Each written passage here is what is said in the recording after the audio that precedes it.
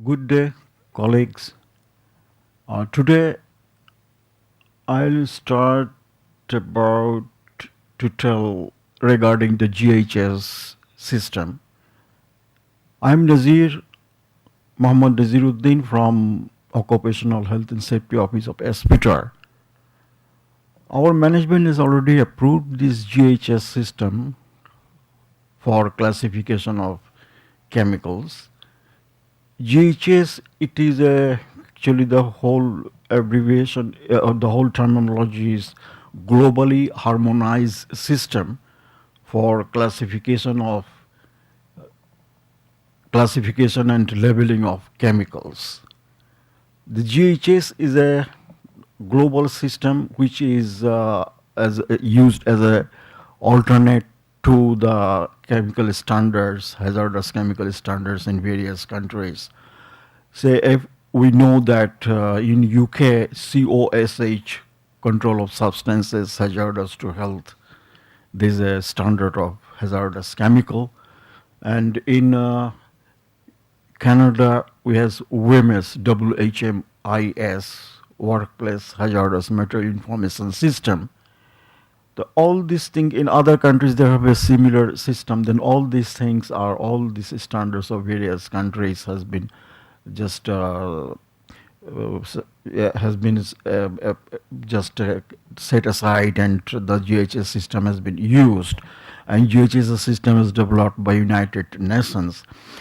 The characteristic of GHS and with other standards are here. The main difference is the GHS is talking about the hazard of the chemical which exists, and it is shown in the various pictogram.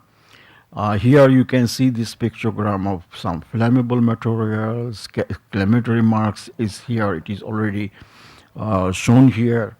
This like a say flammable materials, self-reactive, prophyllic, self-heating, etc. These are all these chemicals are these hazards are here written under this symbol. Similarly, here in this symbol, the hazards are written here. The third symbol is a carcinogenically, respiratory sanitization, reproduction, toxicity. These are the materials are here. Similarly, here the three other symbols which are explaining their own hazards, and here the corrosive, the gas cylinders and environmental effect, that the chemicals which has an environmental effect. These are with this symbol. The symbol here in GHS and the other symbol that we used in SPTAR is WHMIS. The main difference is that is in the circle, and here it's a red diamond, and that is here 1, 2, 3, 6 symbols are similar to WHMIS, very much similar, and other 1, 2, 3 symbols, 3, 4 symbols are here, a little bit different, but some of them are very much similar to other pictogram symbols in COS, control of substances hazardous to health. However, this classification is standardized by United Nations. There are some reasons. Better the reasons. Let us will display some video films for more clarified explanation here.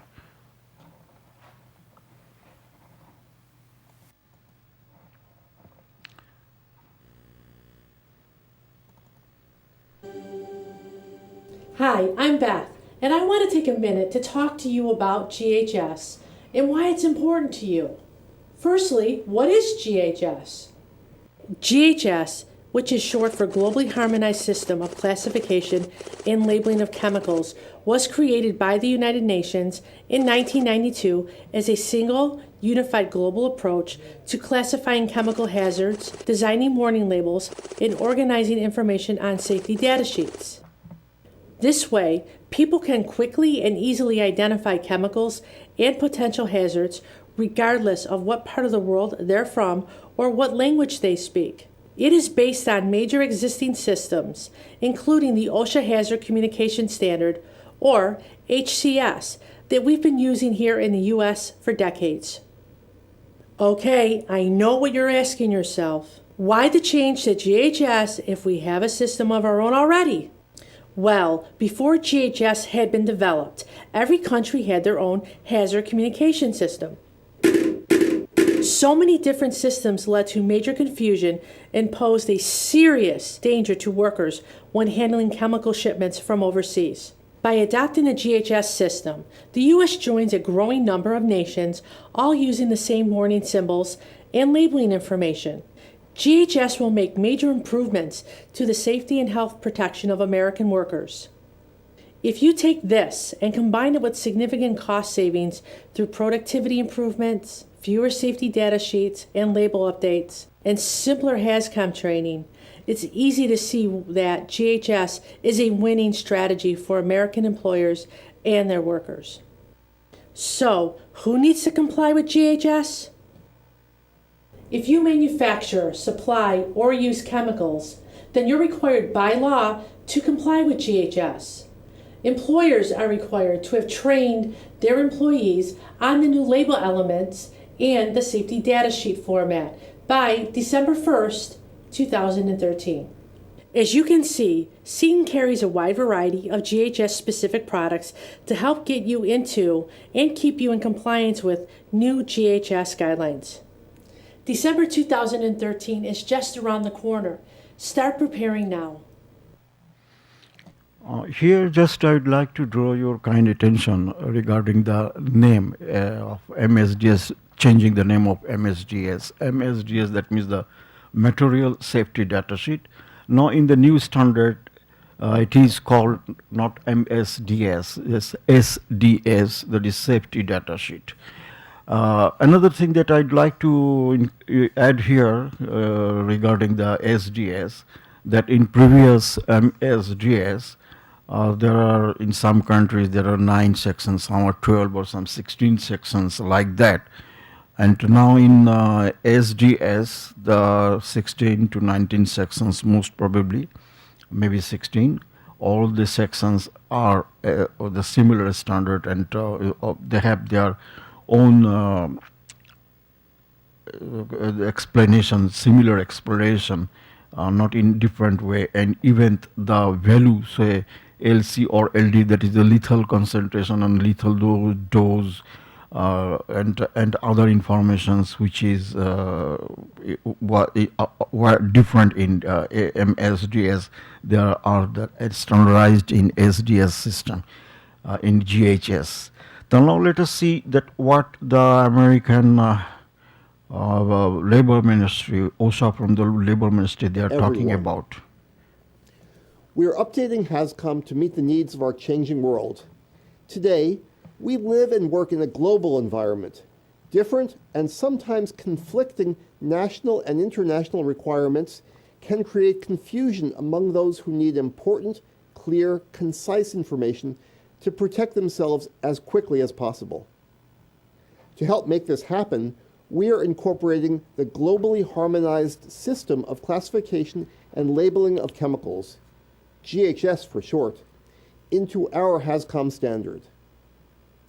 In taking this step, we're joining the ranks with other nations to upgrade protections, standardize hazard communication, and reduce trade barriers. It's a win-win that will benefit all, and after implementation will save millions of dollars each year. Historically, under HazCom, there were no firm rules for what a label or material safety data sheet should look like, or how information was presented. Now, under the new standard, instead of having a variety of different safety data sheets and labels, the hazard warnings will all be the same regardless of who produces them or where they're produced. And even more importantly, the message is the same regardless of who sees it.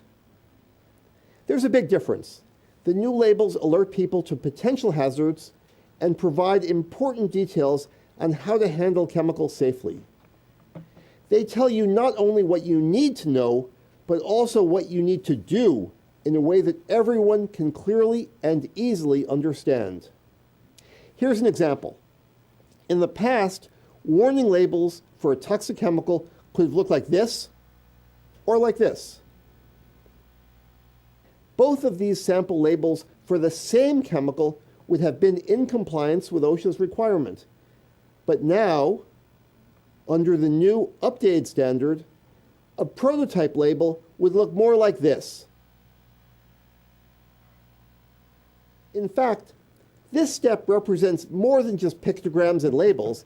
It's a whole new system, one in which everyone is using the same underlying criteria to classify chemicals. Behind every image are uniform organization and classification systems that spell out the potential hazards and protections in terms that everyone worldwide can understand. Whether you're working with chemicals, manufacturing them or transporting them, or supervising employees exposed to them. In this new system, every hazardous chemical and substance not only carries a uniform label with information that is easier to understand, but also provides warnings that are clearer, necessary action more obvious, and protections readily apparent. In short, the new HAZCOM standard, now aligned with GHS, will provide a simple alert system to save lives and prevent injuries and illnesses worldwide. The new system has been years in the making. It's already a reality in a growing number of countries, and even more are taking steps in the same direction. This harmonized international system will help reduce trade barriers in the global chemical market by aligning the US with Europe, Asia, Mexico, Australia, New Zealand, and many other nations. Now, friends, whenever you will get any chemical, just you can check the label on the container.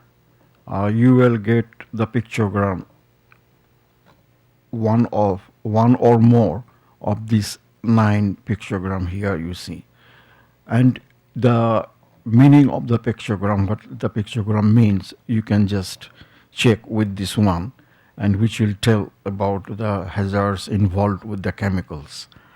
Apart from that, the further information you can get in the SDS, and for more information regarding GHS, you can check our safety e-library in the shared drive.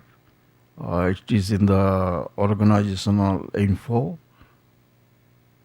and occupational health and safety, organizational info resources and occupational health and safety. You will get there a lot of information regarding the hazardous chemicals, regarding the inventory. And if you have any further questions, you may also just send us an email, or you may contact me in my office and at 2633, and we'll try to satisfy you with your answer regarding these GHS programs. Apart from that, you, the departmental heads, you can also invite me in your department and just to deliver this briefing to your staff members in your working place. Just it is 25 to 30 minutes, and I'll provide the handout and deliver the lecture and answer the questions of your participants. Just contact me with your time, convenient time, and let me know. And thank you very much for watching this video. Thank you. Bye.